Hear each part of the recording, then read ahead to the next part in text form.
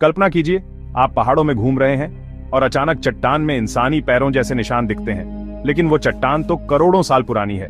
Fossils यानी जीवाश्म धरती के इतिहास की वो किताब है जिसे प्रकृति ने खुद लिखा है।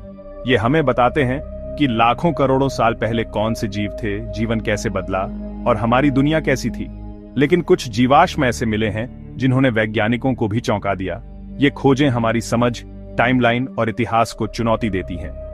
आज हम आपको 6 ऐसे रहस्यमयी जीवाश्मों की कहानी सुनाएंगे जिनके मिलने के बाद सवाल उठे, क्या हमसे पहले भी कोई उन्नत सभ्यता थी?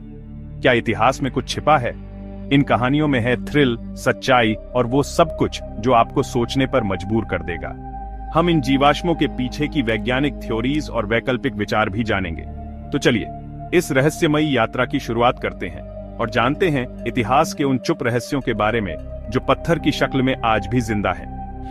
2008 चीन के शिनजियांग प्रांत में मिंग राजवंश के एक मकबरे की खुदाई हो रही थी। उम्मीद थी कि पुराने बर्तन या गहने मिलेंगे, लेकिन एक मम्मी के पास मिली एक छोटी धातु की वस्तु ने सबको हैरान कर दिया। यह अंगूठी के आकार की थी, ऊपर एक घड़ी जैसा डायल और पीछे स्विस खुदा था। सवाल यह उठा, 400 साल पुराने ताबूत में आधुनिक घड़ी जैसी चीज कैसे? स्विट्जरलैंड में ऐसी घड़ियां 19वीं सदी के बाद बनी। मकबरा सील बंद था, तो क्या यह टाइम ट्रैवल का सबूत है? क्या कोई भविष्य से अतीत में गया? कुछ वैज्ञानिकों ने कहा शायद ये उस दौर का गहना हो, लेकिन स्विस शब्द और डिजाइन की सटीकता सवाल खड़े करती है। कुछ ने कहा खुदाई के दौरान किसी की घड़ी गिर गई होगी, लेकिन टीम ने इससे इनकार किया। उनका कहना था कि वस्तु ताबूत के अंदर ही मिली थी।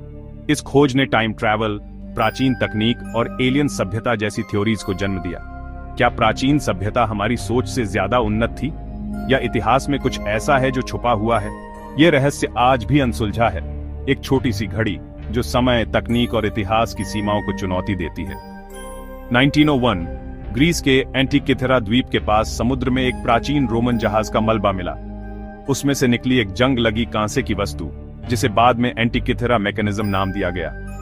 दशकों तक इसे पत्थर समझा गया, लेकिन एक्स-रे और सीटी स्कैन से पता चला यह एक जटिल खगोलीय कैलकुलेटर था, दुनिया का पहला एनालॉग कंप्यूटर।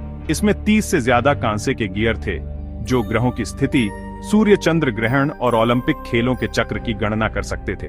सवाल उठा, 2000 साल पहले इतनी उन्नत तकनीक कहां से आई? उस समय के लोगों के पास ऐसा ज्ञान कैसे था? इस तरह की मशीनरी यूरोप में फिर 1600 साल बाद ही दिखी। क्या प्राचीन यूनानियों के पास कोई खोई हुई तकनीक थी? कुछ थ्योरीज कहती हैं शायद यह ज्ञान किसी और उन्नत सभ्यता या एलियन से मिला हो, हालांकि इसका कोई सबूत नहीं। एंटिकिथेरा मैकेनिज्म दिखाता है कि प्राचीन सभ्यताएं हमारी सोच से कहीं आगे थीं। उनका गणित और इंजीनियरिंग ज्ञान अद्भुत था। आज भी वैज्ञानिक इसके रहस्यों को सुलझाने में लगे हैं। यह मशीन हमारे अतीत की जटिलता और खोए हुए अध्यायों की याद दिलाती है। 19वीं-20वीं सदी में अमेरिका के कई हिस्सों में विशालकाय मानव कंकाल मिलने की खबरें आईं। 8 से 12 फीट ऊंचे, दोहरी दांतों की पंक्तियां, बड़ी खोपड़ियां। इन रिपोर्ट्स ने दैत्यों की पौराणिक कहानियों को सच मानने वालों को उत्साहित कर दिया। क्या धरती पर कभी विशाल मानव प्रजाति थी? कई खोजकर्ताओं ने इन कंकालों की तस्वीरें भी प्रकाशित की। कुछ का दावा था कि स्मिथसोनियन जैसी संस्थाओं ने सबूत दबा दिए। कंस्पिरेसी थ्योरी यह कहती है कि इन कंकालों को नष्ट कर दिया गया ताकि मानव विकास की स्थापित थ्योरी पर सवाल न उठे। मुख्यधारा के वैज्ञानिक इन कहानियों को बढ़ा चढ़ाकर पेश किया गया मानते हैं। उनका तर्क है कि कुछ लंबे कंकाल मिले होंगे, लेकिन 12 फीट जैसी ऊंचाई अफवाह है। कई बार जानवरों की हड्डियों को इंसानी समझ लिया गया। कुछ पुरानी तस्वीरें नकली साबित हुईं, लेकिन बहस आज भी जारी है। अगर ये विशालकाय मानव सच थे, तो वे कौन थे, कहां से आए और कैसे खत्म हो गए? ये रहस्य आज भी विज्ञान, धर्म और इतिहास के बीच बहस का विषय है और हमें हमारे अस्तित्व की जड़ों पर सोचने को मजबूर करता है। 1936 टेक्सास के लंदन शहर के पास एक जोड़े को चट्टान में लकड़ी का टुकड़ा दिखा। घर लाकर चट्टान तोड़ी तो अंदर से निकला एक लोहे का हथौड़ा। जिस चट्टान में मिला वह ऑर्डोविशियन काल की थी, लगभग 40 करोड़ साल पुरानी। उस समय इंसान तो दूर, डायनासोर भी नहीं थे। हथौड़े का धातु मिश्रण भी असामान्य था, लगभग शुद्ध लोहा, बिना कार्बन के। इतने सालों बाद भी जंग नहीं लगी। वैज्ञानिकों ने कहा शायद यह हथौड़ा 19वीं सदी का है, जो किसी दरार में गिर गया और उसके चारों ओर खनिज जमा हो गए। लेकिन यह थ्योरी हथौड़े के धातु मिश्रण और जंग न लगने की बात नहीं समझा पाती। कुछ लोग मानते हैं यह प्राचीन उन्नत सभ्यता या एलियन का सबूत है।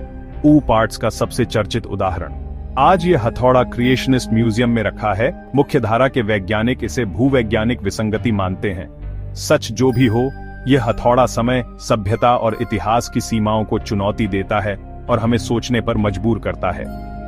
1978 तंजानिया के लेतोली में खुदाई के दौरान ज्वालामुखीय राख में इंसानी पैरों जैसे निशान मिले। बड़ी एड़ी, आर्च, सीधी उंगलियां। इनकी उम्र निकली 37 लाख साल। उस समय माना जाता था कि कोई भी मानव जैसा प्राणी 2 पैरों पर सीधा नहीं चल सकता था। ऑस्ट्रेलोपिथेकस एफरेंसिस लूसी के बारे में सोचा जाता था कि वे झुककर चलते थे, लेकिन ये निशान कुछ और ही कहानी कहते हैं। क्या ऑस्ट्रेलोपिथेकस हमारी सोच से ज्यादा विकसित थे, या फिर उस समय कोई और अज्ञात प्रजाति थी? कुछ वैज्ञानिक मानते हैं कि ये निशान ऑस्ट्रेलोपिथेकस के ही हैं, लेकिन कई विशेषज्ञ असहमत हैं। पैरों की बनावट में बड़ा अंतर है। इस खोज ने मानव विकास की टाइमलाइन पर सवाल खड़े कर दिए। क्या आधुनिक इंसान की उत्पत्ति हमारी सोच से कहीं पुरानी है?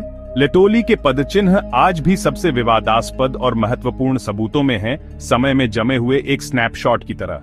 ये निशान हमें हमारे अतीत की गहराई और रहस्य को समझने के लिए प्रेरित करते हैं। 1933 मैक्सिको के टेकैक्सिक कलिक्सट्लाहुआका में एक प्राचीन कब्रगाह से मिला।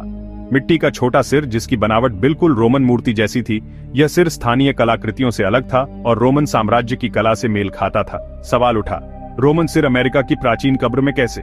अगर यह असली है तो इसका मतलब कोलंबस से सैकड़ों साल पहले ही यूरोपीय सभ्यता अमेरिका पहुंच चुकी थी। शुरुआत में कई वैज्ञानिकों ने इसे धोखा या संदूषण कहा, लेकिन खुदाई करने वाले पुरातत्वविद ने कहा यह सिर सीलबंद परतों के नीचे मिला। 1990 के दशक में इसकी वैज्ञानिक डेटिंग हुई। सिर लगभग 2000 साल पुराना निकला। रोमन काल से मेल खाता है। थ्योरीज हैं, शायद कोई रोमन जहाज भटक कर अमेरिका पहुंचा, या वाइकिंग्स फोनिशियन इसे लाए, या किसी व्यापारी के जरिए पहुंचा। ज्यादातर इतिहासकार एक अकेली वस्तु के आधार पर संपर्क मानने को तैयार नहीं, लेकिन सिर की मौजूदगी को नकार